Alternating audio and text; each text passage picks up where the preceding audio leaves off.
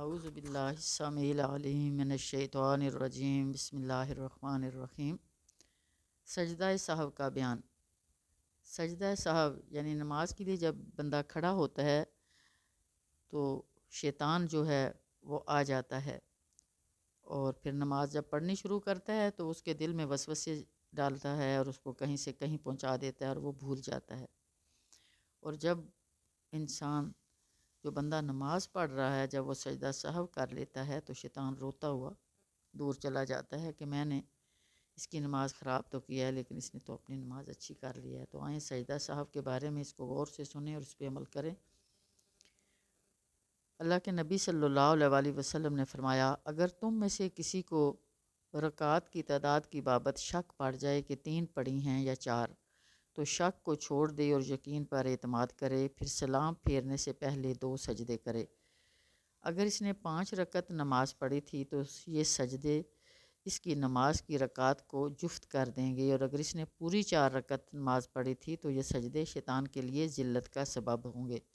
جس شخص کو نماز میں یہ شک پڑ جائے کہ آیا اس نے 1 رکعت پڑھی ہے یا 2، تو وہ اس کو 1 رکعت پر یقین کرے، اور جس کو یہ شک ہو کہ اس نے 2 پڑھی ہیں یا 3 تو وہ اس کو 2 رکعت یقین کرے، اور پھر آخری قعدے میں سلام پھیرنے سے پہلے سہو کے 2 سجدے کرے۔ سجدہ سہو کا طریقہ یہ ہے کہ آخری قعدے میں تشہد اور درود اور دعا پڑھنے کے بعد اللہ اکبر کہہ کر سجدے میں جائیں، پھر اٹھ کر جلسے میں بیٹھ کر دوسرا سجدہ کریں، اور پھر اٹھ کر سلام پھیر کر نماز سے فارغ ہوں۔ حدیث مذکور میں سلام پھیرنے سے پہلے سجدہ سہو کا حکم ہے، اس لیے سہو کے 2 سجدے سلام پھیرنے سے پہلے کرنے چاہئیں۔ قعدہ اولیٰ کے ترک پر سجدہ۔ حضرت عبداللہ بن بحینہ رضی اللہ عنہ سے روایت ہے کہ رسول اللہ صلی اللہ علیہ وسلم نے صحابہ اکرام رضوان اللہ اجمعین کو ظہر کی نماز پڑھائی، بس پہلی 2 رکعتیں پڑھ کر کھڑے ہو گئے، یعنی قعدے میں سہون نہ بیٹھے، بھول کر تشہد میں نہ بیٹھے۔ بس لوگ بھی نبی صلی اللہ علیہ وسلم کے ساتھ کھڑے ہو گئے، یہاں تک کہ جب نماز پڑھ چکے اور آخری قعدے میں سلام پھیرنے کا وقت آیا اور لوگ سلام پھیرنے کے منتظر ہوئے تو رسول اللہ صلی اللہ علیہ وسلم نے تکبیر کہی جب کہ آپ بیٹھے ہوئے تھے، سلام پھیرنے سے پہلے 2 سجدے کیے، پھر سلام پھیرا۔ رسول اللہ صلی اللہ علیہ وسلم کے فعل مبارکہ سے ثابت ہوا کہ سجدہ سہو سلام پھیرنے سے پہلے کرنا چاہیے۔ نماز سے فارغ ہو کر بات کر چکنے کے بعد سجدہ۔ یہ اب تیسری بات سامنے آ گئی کہ حضرت عمران بن حسین رضی اللہ عنہ سے روایت ہے کہ رسول اللہ صلی اللہ علیہ وسلم نے عصر کی نماز پڑھائی اور 3 رکعت پڑھ کر سلام پھیر دیا اور گھر تشریف لے گئے۔ ایک صحابی خرباق رضی اللہ عنہ اٹھ کے آپ کے پاس گئے اور آپ کے سہو کا ذکر کیا تو آپ صلی اللہ علیہ وسلم نے تیزی سے لوگوں کے پاس پہنچی اور خرباق رضی اللہ عنہ کے قول کی تصدیق چاہی۔ لوگوں نے کہا خرباق سچ کہتا ہے۔ پھر آپ صلی اللہ علیہ وسلم نے 1 رکعت پڑھی، پھر سلام پھیرا اور پھر 2 سجدے کیے، پھر سلام پھیرا۔ اس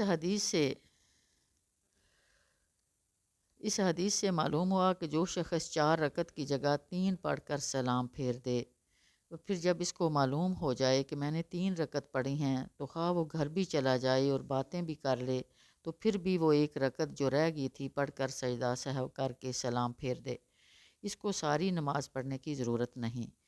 اور ایک یہ بات بھی معلوم ہوئی کہ نماز میں اگر سجدہ سہو پڑ جائے اور کسی وجہ سے نمازی سجدہ سہو نہ کر سکے اور سلام پھیر کر باتیں وغیرہ کرنے پر یاد آنے پر جب سجدہ سہو کرنا چاہے تو سلام کے بعد کرے اور پھر سلام پھیر کر نماز سے فارغ ہوں۔ 4 کی جگہ 5 رکعت پڑھنے پر سجدہ۔ حضرت عبداللہ بن مسعود رضی اللہ عنہ روایت کرتے ہیں کہ رسول اللہ صلی اللہ علیہ وسلم نے ظہر کی نماز سہون 5 رکعت پڑھائی۔ آپ سے پوچھا گیا کہ کیا نماز میں زیادتی ہو گئی ہے؟ آپ نے فرمایا کیوں؟ صحابہ اکرام رضی اللہ عنہم نے عرض کیا کہ آپ نے ظہر کی 5 رکعت پڑھائی ہیں۔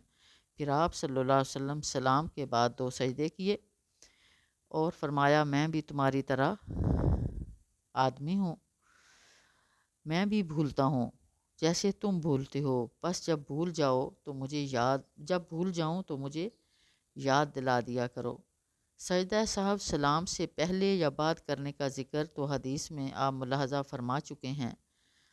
لیکن صرف ایک طرف سلام پھیر کر سجدہ کرنا اور پھر اتحیات پڑھ کر سلام پھیرنا سنت سے ثابت نہیں ہے۔ اس بات کو اچھی طرح سمجھ لیں، زیادہ تر لوگ ایک طرف سلام پھیر کے 2 سجدے کرتے ہیں، تو یہ سنت سے ثابت نہیں ہے۔